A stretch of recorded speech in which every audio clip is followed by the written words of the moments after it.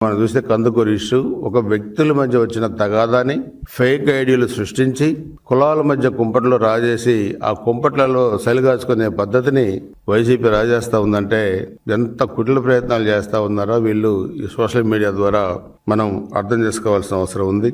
అందుకే ఈరోజు రాష్ట్రంలో మీకు ఎవరి పట్ల గౌరవం లేదు, ముఖ్యంగా మహిళల పట్ల గౌరవం లేదు. తల్లిని చెల్లిని ఆస్తుల కోసం బజార్ను పెట్టిన జగన్మోహన్ రెడ్డి, బాబాయిని చంపి దాన్ని మామేన వేయాలని చూసిన జగన్మోహన్ రెడ్డి, అధికారం కోసం డబ్బుల కోసం ఎంత నీచానికైనా తెగబడి మనసుతో ఉన్న జగన్మోహన్ రెడ్డి వైసీపీ పార్టీని ఆంధ్రప్రదేశ్ ప్రజానీకం నిశ్చితంగా గమనిస్తున్నారన్న సంగతి కూడా మనం అర్థం చేసుకోవాల్సిన అవసరం ఉంది. ఇక వాళ్ళు మాయలో ఉన్నారు. కూటమి మధ్య చిచ్చు పెట్టాలా, వ్యక్తుల మధ్య చిచ్చు పెట్టాలి, ప్రాంతాల మధ్య చిచ్చు పెట్టాలా, వ్యవస్థల మధ్య చిచ్చు పెట్టాలి.